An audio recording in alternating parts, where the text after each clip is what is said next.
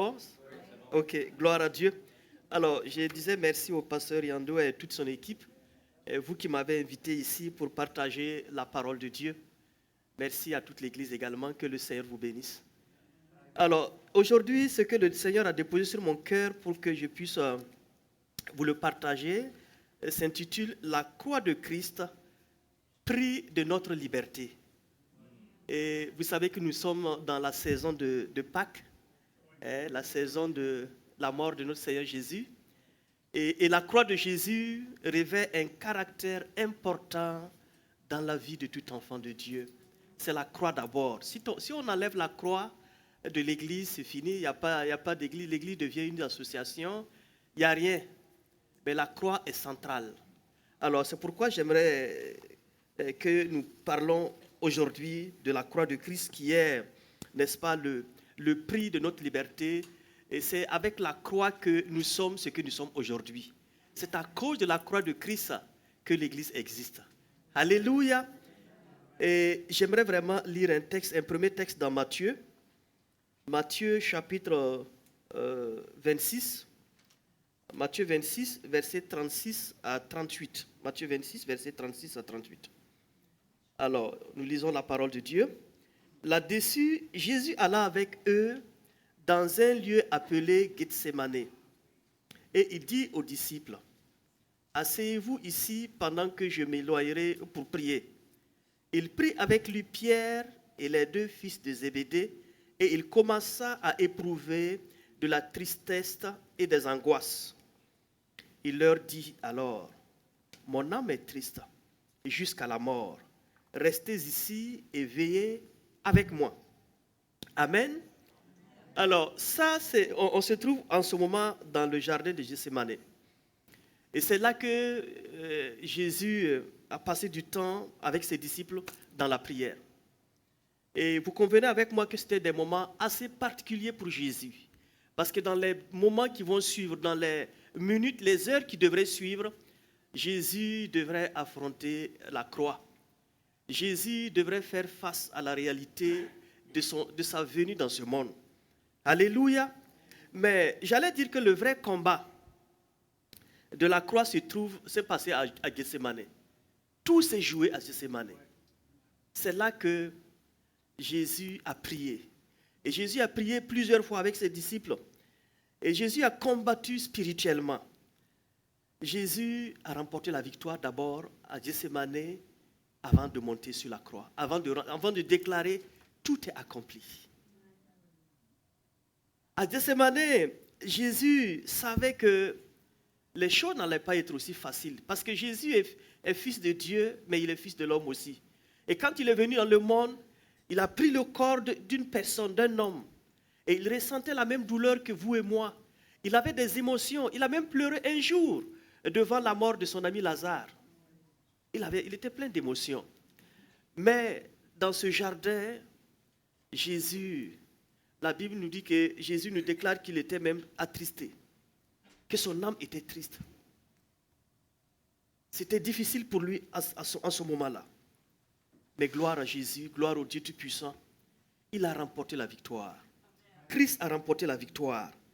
Quand bien même il savait que dans les moments qui vont suivre, on allait l'arrêter et ses ennemis allaient le traiter avec dédain, avec beaucoup d'humiliation. Il savait qu'on allait lui arracher la barbe. Il savait qu'on allait le fouetter. On allait le traîner. Il savait également qu'il allait porter une croix aussi lourde, qui allait certainement le faire tomber de temps en temps. Et c'est pourquoi, à un certain moment, on était besoin, il était nécessaire d'appeler une autre personne pour le soutenir avec sa croix. Jésus savait que ses mains allaient recevoir les clous. Il sentait venir les clous qui devraient s'enfoncer dans ses paumes et même au niveau de ses pieds. Il n'ignorait pas qu'il y avait une couronne d'épines qui était déposée quelque part et qu'il devrait porter cette couronne d'épines avec les pointes des épines qui allaient lacérer sa tête. Il était bien conscient.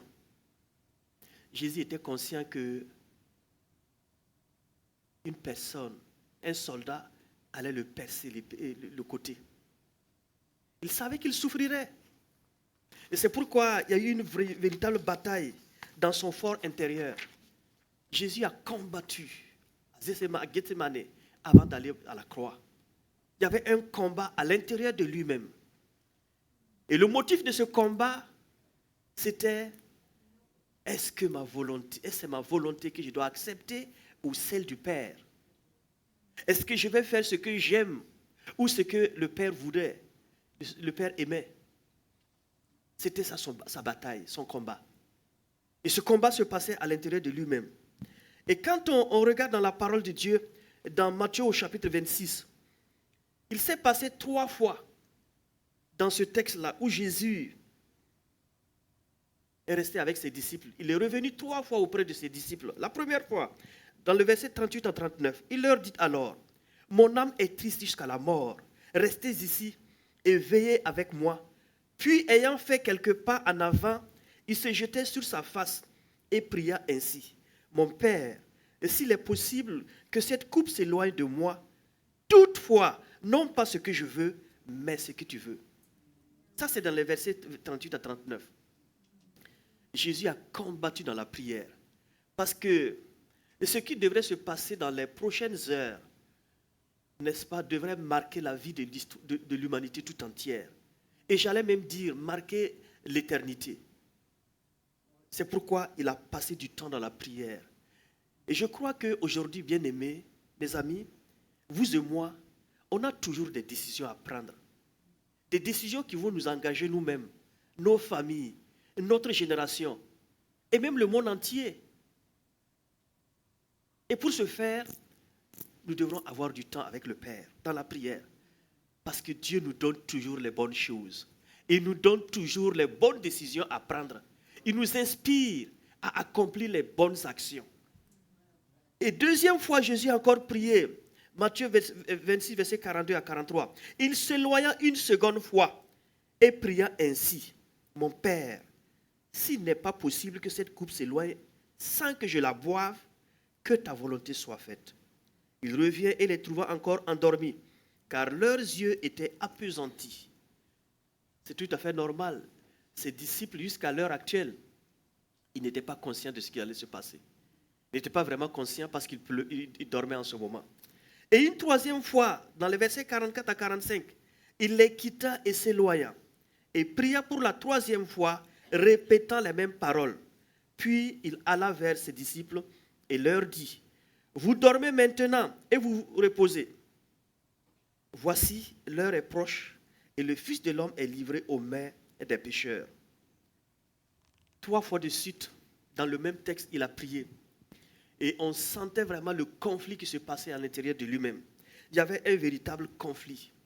Parce qu'il y avait Jésus, le Fils de l'homme, et Jésus, le Fils de Dieu. Et à l'intérieur de Jésus lui-même, il y a quelque chose qui se passait. Jésus, Fils de Dieu, sentait venir la douleur, les souffrances, les humiliations et tout ce qui devrait se passer dans sa vie, dans les prochaines heures. Mais gloire à Dieu, Jésus a remporté la victoire. Finalement, il a déclaré: non pas ce que je veux, mais ce que tu veux. Est-ce que quelquefois ce n'est pas ce que nous sommes en train de vivre? Non pas ce que je veux, Seigneur. C'est souvent très difficile d'accepter le plan de Dieu, d'accepter la volonté de Dieu. Parce que très souvent, la volonté de Dieu, a priori, c'est pas, quand on regarde la volonté de Dieu immédiatement, ça ne nous fait pas du bien. C'est un peu difficile. Mais par la suite, nous allons voir que Dieu avait raison. Parce qu'il est le Dieu de la sagesse. Et le Dieu qui connaît toutes choses à l'avance. Et il sait que les moments difficiles que nous vivons actuellement là vont certainement contribuer à notre bien-être. Alléluia. Mais Jésus a remporté la victoire en disant: non pas ce que je veux, mais ce que toi tu veux, Père. Alléluia. Il a ainsi remporté la victoire, n'est-ce pas, d'abord dans ce jardin, n'est-ce pas, de Gethsemane, avant de monter à la croix. Et vous savez que cette victoire qu'il a remportée, c'est en fait une victoire que l'homme avait perdue, n'est-ce pas, dans un autre jardin. Adam avait perdu cette victoire parce que Adam n'avait pas accepté la volonté de Dieu. Adam a vendu sa volonté au diable. Oui, il a vendu sa volonté au diable. Et à partir du moment où il a désobéi, où il a accepté, vous savez, quand le serpent, quand le diable, l'ennemi séduisait Ève là, où était Adam? Il était à côté. C'est ça, son silence coupable. Il était à côté, mais il n'a rien dit. Il n'a pas dissuadé sa femme. Et alors qu'on sait que c'est à lui que Dieu avait adressé la parole. Hein? Voici ce que Dieu avait dit à l'homme, à Adam. Tu pourras manger de tous les arbres du jardin, mais tu ne mangeras pas de l'arbre de la connaissance du bien et du mal, car le jour où tu en mangeras, tu mourras. Genèse 2, 16 à 17. Dieu avait clairement donné ses instructions à Adam. Et pendant que le serpent, pendant que le diable séduisait sa femme, il n'a rien dit. Adam a désobéi de manière tacite à la voix du Seigneur, à la parole de Dieu. Et c'est pourquoi, bien sûr, l'ennemi a usurpé du pouvoir dont jouissaient, bien sûr, Adam et Ève. Donc, bien aimé, Adam n'a pas joué son jeu dans le jardin d'Éden. Et c'est pourquoi le diable a pris le contrôle. En quelque sorte, Adam a dit ceci, non pas ta volonté, mais la mienne. Jésus a déclaré à Gethsémane, non pas ce que je veux, mais ce que toi tu veux. Non pas ma volonté, mais la tienne. Et c'est ce que Adam a fait le contraire. Et en répondant ainsi, en se comportant ainsi, nous, cette génération, le monde entier, l'humanité tout entière a perdu deux pouvoirs.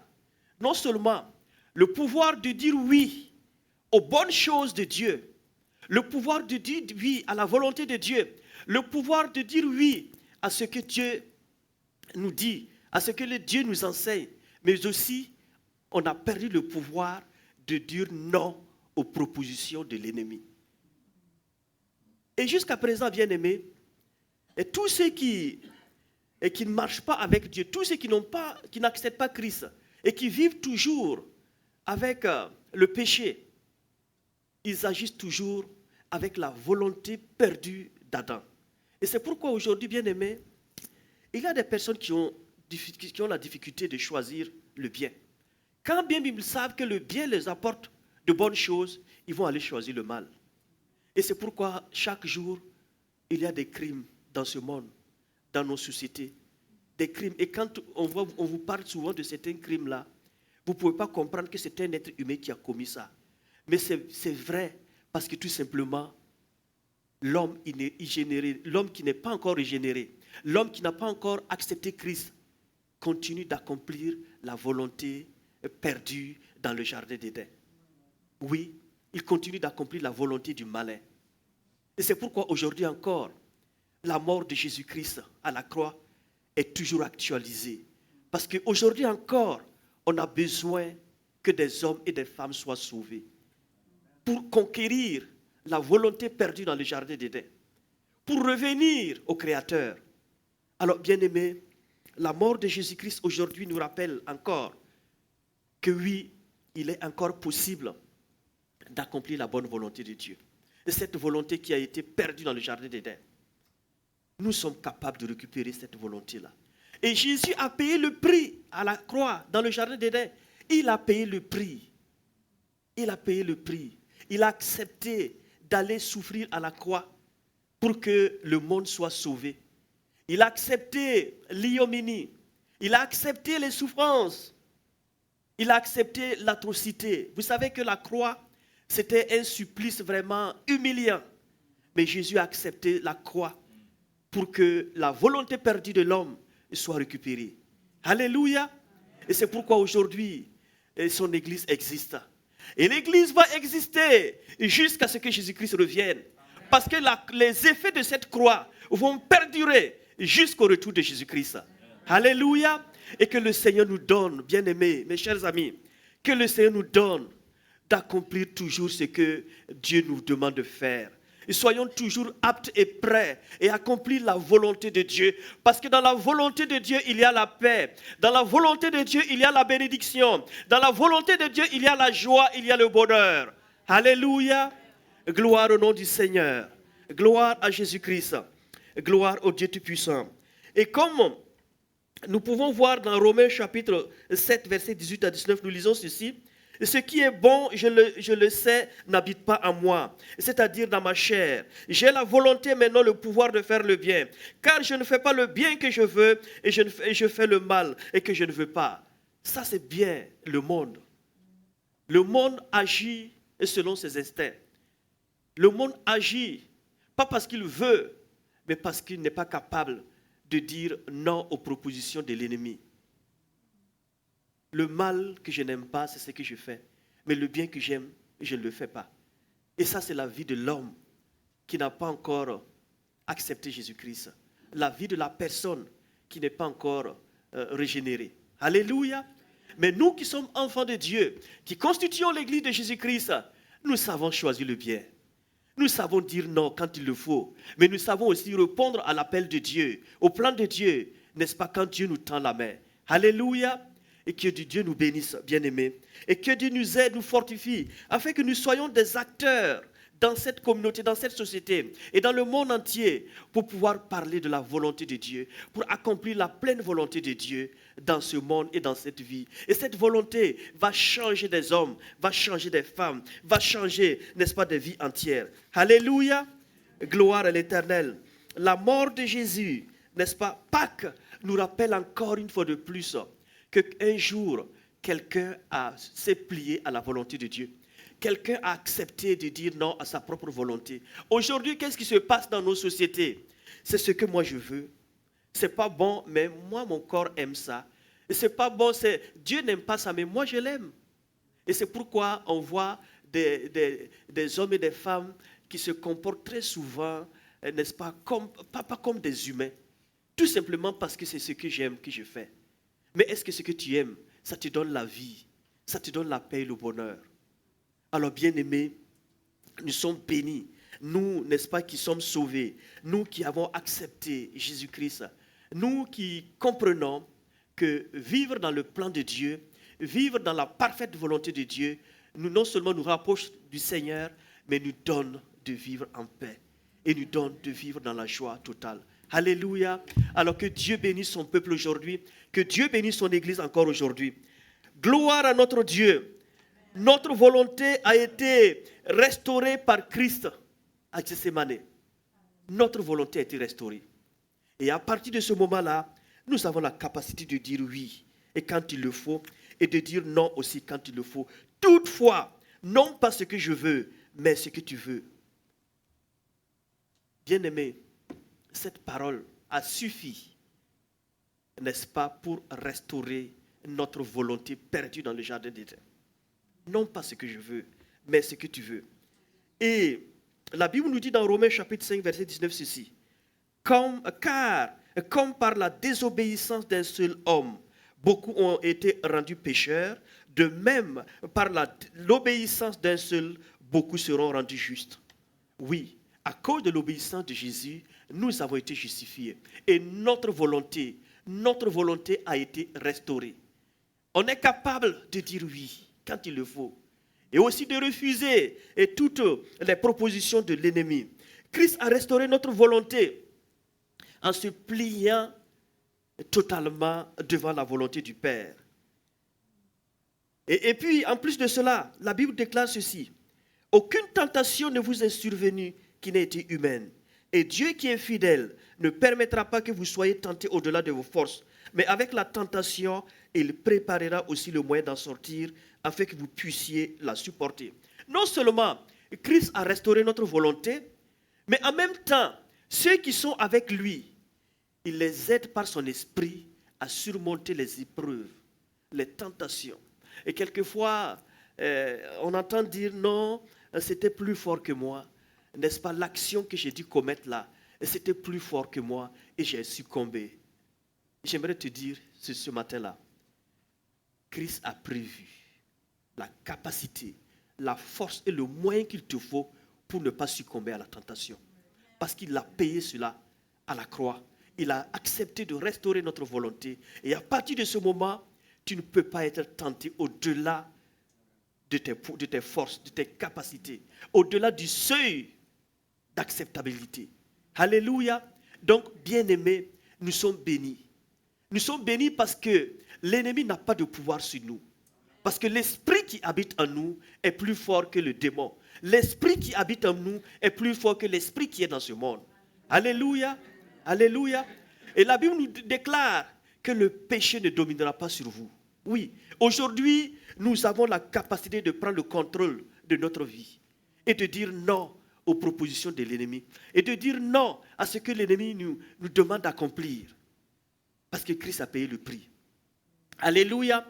Ce matin, et que Dieu nous aide, que le Seigneur nous aide, que le Seigneur nous fortifie et nous donne de toujours marcher dans la victoire et de gagner, n'est-ce pas, la victoire de notre vie. Alléluia. Notre volonté a été restaurée et notre conscience également a été purifiée. Non seulement la volonté d'accomplir, n'est-ce pas, ce que Dieu demande, nous avons cette capacité, mais la parole de Dieu nous renseigne dans Hébreux au chapitre 9, versets 13 à 14, que oui, même notre conscience a été purifiée. Alors, Hébreux chapitre 9, versets 13 à 14, je lis, « Car si le sang des taureaux et des boucs et la cendre d'une vache répandue sur ceux qui sont souillés sanctifie et procure la pureté de la chair, combien plus le sang de Christ, qui par un esprit éternel s'est offert lui-même sans tache à Dieu, purifiera-t-il votre conscience des œuvres mortes afin que vous serviez le Dieu vivant. » Alléluia. Non seulement notre volonté a été restaurée, mais aussi notre conscience a été purifiée de toute œuvre morte. Alléluia. Et c'est pourquoi, bien-aimés, chaque enfant de Dieu qui commet le péché, n'est-ce pas, volontairement est conscient quand il le fait. Oui, parce que l'Esprit de Dieu est en nous. Nous avons l'Esprit de Dieu et qui est en quelque sorte une alerte. Quand, n'est-ce pas, si tu es sur le mauvais chemin, le Saint-Esprit t'alerte. Fais attention, fais attention, fais attention. Et c'est quand on s'entête, quand on endurcit son cœur, qu'on succombe. Sinon, Christ a prévu le moyen par lequel nous pouvons sortir victorieux. Alléluia. Parce que l'Esprit de Dieu habite en nous. La main de Dieu est avec nous tous les jours. Et la volonté perdue a été restaurée. Nous avons la capacité et le pouvoir de marcher dans la vérité, de demeurer dans la vérité, de nous éloigner du péché, de nous éloigner de tout ce qui peut corrompre notre esprit. Alléluia. Que Dieu nous aide, que Dieu nous soutienne. Pâques, c'est la mort de Jésus. Pâques, ça nous rappelle la mort de Jésus, les souffrances de Jésus. Mais Pâques aussi, c'est l'occasion de nous dire que oui, notre volonté a été restaurée. Jésus a payé le prix. La croix est le symbole de la victoire que, n'est-ce pas, Christ a eu et sur l'ennemi. Et c'est le symbole de la victoire et sur, n'est-ce pas, toutes les œuvres de l'ennemi. Et c'est le symbole, n'est-ce pas, de ce que Christ a repris, n'est-ce pas, notre volonté. Christ a restauré notre volonté. Et cette volonté qui était perdue dans le jardin d'Éden. Alléluia. Alors, bien-aimés, que le Seigneur vous bénisse et vous fortifie. Parce que nous sommes le peuple de Dieu, le peuple victorieux. Alléluia. Et la croix de Jésus-Christ est la démonstration, n'est-ce pas, de la victoire de Christ. C'est la victoire, ce n'est pas l'échec, mais la victoire. Et c'est pourquoi aujourd'hui, l'Église existe. Il y a plusieurs autorités dans ce monde-là qui ont voulu mettre en péril l'Église. Mais ces personnes-là, elles sont mortes et l'Église a continué jusqu'à aujourd'hui. Et l'Église va continuer jusqu'au retour de Jésus-Christ. L'Église va continuer, malgré l'opposition, malgré les difficultés, l'Église va continuer sa marche radieuse. Malgré toute forme de contrainte, l'Église va continuer. Et personne et rien ne pourra arrêter le cheminement de l'Église. Alléluia. Parce que l'Église est une force vivante, une force en mouvement que personne ne peut arrêter. Alléluia. Nous sommes vraiment joyeux d'appartenir à l'Église de Jésus-Christ. Nous sommes joyeux d'être des fils et des filles du royaume. Parce que notre Seigneur, non seulement il a vaincu la mort, il a vaincu le péché, n'est-ce pas? Et il a même vaincu les autorités, les dominations et toute forme, n'est-ce pas, de principauté. Alléluia. Et c'est pourquoi aujourd'hui, il est assis à la droite du Père. Et il nous attend. Et très bientôt, il va revenir. Et tout ce qui se passe dans le monde, tous les bouleversements que nous voyons là, et quand je regarde souvent je regarde souvent les informations, je vois les leaders de ce monde qui parlent, qui gesticulent, mais je dis une chose, tout ce que vous faites là, ça va concourir au retour de Jésus-Christ. Vous êtes en train de poser les briques, n'est-ce pas, tout le matériel, n'est-ce pas, est en train de se mettre en place pour accélérer le retour de Jésus-Christ. Alléluia. Et c'est pourquoi il faut toujours prier pour les autorités. Il faut prier, même si quelquefois ils prennent de mauvaises décisions. Priez, parce que c'est Dieu qui les a établis. Et votre prière aura des effets, n'est-ce pas, sur la vie de ces personnes-là. Alléluia. Gloire à notre Dieu, gloire à Jésus. Le sang de Christ a racheté notre volonté. Oui, le sang de Christ à Gethsemane a racheté notre volonté. Alléluia. Et c'est pourquoi, bien-aimés, aujourd'hui, si vous avez une certaine faiblesse, je ne sais pas quelle est votre problématique, mais nous savons que dans notre monde, il y a des personnes qui ont des difficultés non seulement à maîtriser leur colère, leur tempérament. Il y a des personnes aussi qui sont incapables d'arrêter, par exemple, surtout au niveau de la jeunesse, qui ont des difficultés pour arrêter, par exemple, l'alcool ou la consommation de la drogue, ou bien, n'est-ce pas, le sexe. Et vous n'êtes pas capable de vous en débarrasser. Mais croyez-moi, Christ a payé le prix de votre volonté. Et si vous faites affaire avec Jésus-Christ, vous êtes capable d'arrêter ce pourquoi vous n'êtes pas capable. Vous êtes capable. Parce que Christ a payé de sa vie ta capacité de dire non. De dire non à ce qui constitue ta faiblesse. Christ a payé, n'est-ce pas, le prix pour que tu sois capable de dire non à l'alcool, de dire non à la sexualité, n'est-ce pas, illicite. Il a payé le prix pour que tu dises non à toute forme de faiblesse qui voudrait prendre le contrôle de ta vie aujourd'hui. Il a payé le prix. Il a payé le prix à la croix. Et il a même versé son sang. Dans le jardin de Gethsemane, le sang de Christ a commencé à couler là-bas. Est-ce que vous le savez? Regardons dans le texte de Luc. Luc au chapitre 22, verset 44. Il est dit ceci. Étant en agonie, il priait plus intensement. C'est ça, hein? Voilà, il priait. Et sa sueur devint comme des grumeaux de sang qui tombaient à terre. Bien-aimés, regardez. Christ, en étant en agonie, dans une souffrance qu'on ne peut pas exprimer, et dans cette situation-là, son sang coulait. Et aujourd'hui, la science est capable de démontrer que c'est vrai. Vous savez, la science a démontré que quand une personne souffre atrocement là, il y a des grumeaux de sang qui sortent à travers ses pores. Oui. Et cela nous amène à comprendre comment Christ a souffert.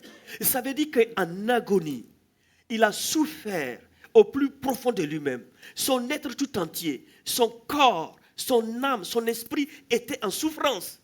Il était pleinement en souffrance à tel point que son sang a coulé. Et ce sang qui coulait là était, n'est-ce pas, l'élément qui restaurait ta volonté. Son sang a coulé pour racheter ta volonté. Puisque c'est en ce moment qu'il a déclaré, sous le poids de la souffrance, il a déclaré, non pas ce que je veux, mais ce que tu veux, Père. En faisant cette déclaration, ta volonté a été restaurée. Parce que Christ a payé de son sang pour que cette volonté soit restaurée. Et c'est pourquoi aujourd'hui, il y a des hommes et des femmes, peu importe la situation qu'ils doivent traverser, ils sont capables de dire non. Je me rappelle très bien, et au Burkina Faso, dont je suis originaire, les terroristes sont rentrés dans une église un dimanche. Ils ont pris le pasteur et ses diacres. Ils leur ont dit, il faut renier votre foi parce que sinon, vous allez mourir. Ils ont dit, reniez votre foi. Et le pasteur qui était âgé a dit, voici que je suis serviteur de Dieu pendant 40 ans. Ce n'est pas aujourd'hui que je vais renier la foi. Ils l'ont exécuté, ils l'ont égorgé. Mais il est mort parce que Christ a restauré sa volonté. Il était capable de dire non à ces terroristes-là, à ces brigands-là, pour accepter la mort et pour demeurer un jour avec Christ. Et c'est pourquoi aujourd'hui, on continue d'en parler, de cette histoire. Donc, bien aimé, ce n'est pas du jeu quand on déclare que Christ a restauré notre volonté. Même devant la mort, même devant la souffrance, tu es capable de dire non à l'opposition. Tu es capable de dire non au diable. Parce que Christ a payé. Dans son agonie, son sang a coulé pour ainsi restaurer ta volonté. Et quand on parle de Pâques, quelquefois, on ne voit pas ces souffrances-là. Mais bien aimé, si l'Église existe aujourd'hui, c'est que quelqu'un a payé le prix. Et Jésus a déclaré, je bâtirai mon Église. Et les portes du séjour des morts ne prévaudront point contre elle. Et quand il faisait cette déclaration-là, ce n'était pas une déclaration légère. Il a donné sa vie pour que son Église existe. Alléluia. Il a donné sa vie pour que toi et moi, nous puissions être enfants de Dieu. Et c'est pourquoi, aujourd'hui, quand je regarde souvent certains hommes, certaines femmes qui s'amusent avec l'Église, qui prennent l'Église comme un moyen pour atteindre leur objectif, je dis que vous n'avez rien compris. Vous n'avez pas compris l'œuvre de Christ à la croix. Alors, bien-aimés, nous sommes le fruit, n'est-ce pas, d'une grande souffrance. Christ a souffert pour enfanter l'Église. Son sang a coulé pour que l'Église existe. Et c'est pourquoi il a déclaré, je bâtirai mon Église. Et quand il fait cette déclaration-là, ça veut dire qu'effectivement, personne ne peut arrêter la marche de l'Église. Personne ne peut mettre en péril l'Église. L'Église va continuer et son cheminement s'achevaucher jusqu'au retour de son Créateur, de celui qui l'a implanté, Jésus-Christ lui-même. Alléluia. Que Dieu nous bénisse, bien-aimés, nous qui sommes sauvés, de marcher dans la vérité, de vivre dans la vérité, de continuer à marcher avec Christ. Que rien ne nous arrête sur le chemin de notre marche, qu'aucune proposition de l'ennemi, aucune distraction, aucune faiblesse ne puisse nous arrêter dans notre marche radieuse vers la cité céleste. Alléluia, que Dieu nous bénisse. Que Dieu nous fortifie chaque jour. C'est vrai, nous sommes dans un monde de compromission. Nous vivons dans un monde où vraiment le péché est présent. Mais nous devrons survivre dans ce monde. Et Christ nous donne encore la capacité, le pouvoir de survivre et de marcher victorieusement jusqu'à son retour. Alléluia, alléluia. Que le Seigneur vous bénisse aujourd'hui. Alléluia. Alors aujourd'hui, moi j'aimerais tout simplement vous rappeler que Pâques, c'est vraiment un souvenir, non seulement de la mort de Jésus, mais aussi un souvenir, n'est-ce pas, de sa souffrance, de ce qu'il a accompli, n'est-ce pas, à la croix pour nous, depuis le jardin d'Éden, depuis le jardin de Gethsémane. Alléluia. Donc, Christ a payé le prix et son sang a coulé. Et aujourd'hui, si tu te sens incapable, n'est-ce pas, d'abandonner une certaine faiblesse ou bien quelque chose qui te contrôle, qui prend le contrôle de ta volonté, de ta vie, approche-toi de Jésus. Parce que son sang a coulé. Dis-lui, ton sang a coulé à Gethsémane et a restauré ma volonté. Je suis maintenant libre de toute emprise de l'ennemi. Je suis libre parce que Christ a payé de sa vie. Et cela est une réalité. Cela est une réalité. Alléluia. Alléluia. Alors maintenant, que faire aujourd'hui? Qu'est-ce que nous devrons faire? Et là, je m'adresse surtout à ceux qui n'ont pas encore fait la paix avec Christ, mais aussi aux enfants de Dieu. Parce qu'il arrive aussi dans nos vies, dans la vie des enfants de Dieu, de nous laisser entraîner par des situations incontrôlables en tant qu'enfants de Dieu. Mais réaliser que Christ a payé le prix, bien-aimé. Alors, que faire, chers amis? Si vous avez besoin de force, venez à Jésus. Jésus a la force pour nous. Il a la capacité pour vous donner, n'est-ce pas, pour que vous puissiez rester victorieux. Et si vous avez besoin de liberté, Jésus a payé le prix de votre liberté. Et si vous avez besoin de sagesse, venez à Jésus. Si vous avez besoin d'être guéri, venez à Jésus. Vous avez besoin de quoi aujourd'hui en tant qu'enfant de Dieu? Venez à Jésus. Il a tout pour vous. Il a tout à sa disposition. Et s'il a donné, s'il a accepté de payer de sa vie le prix de notre salut, qu'est-ce qu'il n'est pas capable de faire pour nous en retour? Il a tout fait pour nous. Ce n'est pas le matériel qu'il ne va pas nous donner. Il est capable de nous donner ce dont nous avons besoin. Et si vous êtes prêt à lui soumettre votre volonté, si vous êtes prêt à lui laisser le contrôle de votre vie, il va vous donner la puissance pour le faire. Il va vous donner la capacité de le faire. Donc, vous pouvez choisir de faire la volonté de Dieu parfaitement. Vous pouvez choisir d'accomplir la volonté de Dieu. Parce que le problème est que tant que vous n'acceptez pas de laisser le contrôle de votre vie à Christ là, c'est quelqu'un d'autre qui va prendre le contrôle. Et vous n'êtes pas capable. Vous n'êtes pas capable. Je travaille beaucoup avec des détenus, mais qu'est-ce qu'ils reviennent chaque fois me dire? Pasteur Noël, je ne suis pas capable. Il dit, c'est vrai, tu n'es pas capable. Tu n'as pas la force nécessaire pour dire non. Il te faut Jésus. Jésus te rend capable parce qu'il a payé le prix. Il a payé le prix, il a versé son sang pour toi. Donc, bien-aimé, résistez au diable en ne permettant pas que la colère prenne le contrôle sur votre vie. Cédez tout votre pouvoir, votre volonté, n'est-ce pas, à Jésus-Christ. Et il va vous accorder la grâce de vivre en paix. La grâce de dire non au péché, mais la grâce de tenir ferme et jusqu'à la fin. Alléluia. Nous devrons prendre une décision chaque jour. Un peu comme Jésus a dû prendre la décision dans le jardin de Gethsémane. Chaque jour que Dieu nous donne, c'est une occasion pour nous de prendre des décisions. Oui, quand tu te réveilles le matin là, le diable est déjà à ta porte et il s'attend à ce que tu prennes de mauvaises décisions. Oui, chaque jour nous prenons des décisions. Je prends une décision pour aller prendre ma voiture. Je prends la décision d'emprunter le chemin qu'il faut pour aller travailler. C'est une décision. La vie, en fait, est faite de la somme de nos décisions. Et chaque jour, nous avons des décisions à prendre. Et bien aimé, si vous avez Jésus, vous avez la capacité de prendre de bonnes décisions. Parce qu'il a payé le prix de notre volonté à Gethsémane. Dans son agonie, il a versé de son sang pour que notre volonté soit restaurée. Et ce matin, nous qui sommes le peuple de Dieu, j'aimerais vous dire ceci. Jésus-Christ, quand il nous voit vivre dans sa pleine volonté, c'est ce qui réjouit son cœur. Parce que la première victoire qu'il a remportée dans sa démarche, dans son cheminement vers la croix, c'était la victoire de la volonté. Et quand Christ nous voit accomplir sa volonté, il est réjoui. Il est réjoui.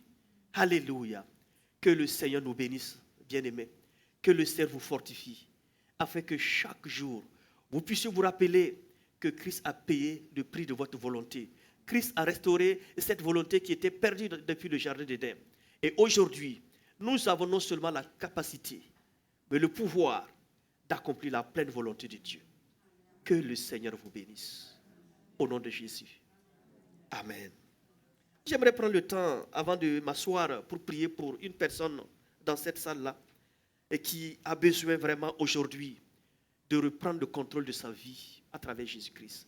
Une personne qui, très souvent, n'a pas la possibilité, n'a pas la capacité de prendre les meilleures décisions. Alors, j'aimerais prier pour toi. Tu n'as pas besoin de te lever, mais j'aimerais tout simplement prier pour toi parce que le Seigneur te connaît. Seigneur mon Dieu, je prie et je te confie tes enfants. Je te confie tes élus qui, quelquefois, sont tiraillés entre le oui et le non, Seigneur.